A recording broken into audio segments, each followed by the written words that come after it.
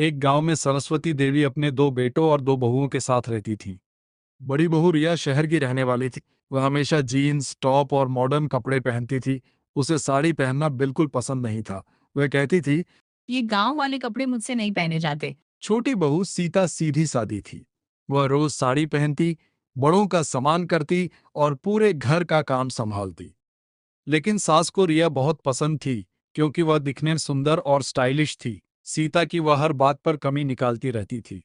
एक दिन खबर आई कि गांव के प्रधान जी और कुछ रिश्तेदार पहली बार उनके घर खाने पर आने वाले हैं। सास खुशी से बोली। रिया बेटा, आज अच्छी सी साड़ी पहन लेना, गांव के लोग आएंगे। रिया हंसते हुए बोली। मैं साड़ी नहीं पहनूंगी। जिसे जो सोचना है सोच ले। सास ने बहुत समझाया, लेकिन रिया नहीं मानी। सीता चुपचाप रसोई में खाना बनाने लगी। कुछ देर बाद सभी मेहमान घर पहुंचे। सीता ने साड़ी पहनकर सबका पैर छुआ और आदर से पानी दिया। उसी समय रिया फटी जीन्स, छोटे टॉप और मोबाइल हाथ में लेकर बाहर आई। वह च्युइंग गम चबाते हुए बोली। Hello everyone. पूरा आंगन एकदम शांत हो गया। गांव की औरतें आपस में बातें करने लगी। क्या यही इस घर की बड़ी बहू है? प्रधान जी की पत्नी बोली। बहू को कपड़े पहनने की आजादी है, लेकिन मेहमानों के सामने थोड़ा सम्मान भी होना चाहिए। सास का सिर शर्म से झुक गया। रिया बोली।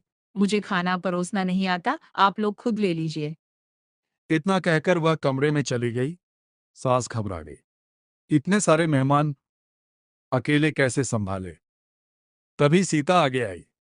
उसने सबको आदर से खाना परोसा, पानी दिया और मुस्कुराकर सबकी सेवा की।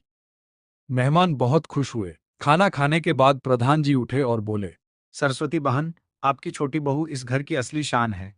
फिर उन्होंने सीता के हाथ में 21,000 रुपये का सम्मान पुरस्कार रखा और कहा, गांव की महिला समिति इस साल सीता को आदर्श बहू सम्मान दे रही है। सास हैरान रह गई।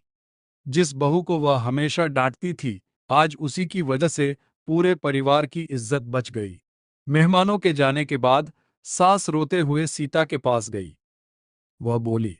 बहू, मैंने हमेशा रूप देखा, संस्कार नहीं। आज अगर तू नहीं होती तो पूरे गांव में मेरी बहुत बदनामी हो जाती। सीता मुस्कुराकर बोली। मां जी, परिवार की इज्जत बचाना मेरा भी फर्ज है। रिया भी अपनी गलती समझ गई। उसने सास से माफी मांगी और कहा। माँ जी, मैं फैशन करूंगी, लेकिन अब समय और जगह का भी ध्यान रखूंगी। सास ने दोनों बहुओं को गले लगा लिया। उस दिन के बाद घर में कभी भेदभाव नहीं हुआ। सीख। फैशन करना गलत नहीं है, लेकिन बड़ों का सम्मान, अच्छे संस्कार और समय की समझ ही इंसान की असली पहचान होती है।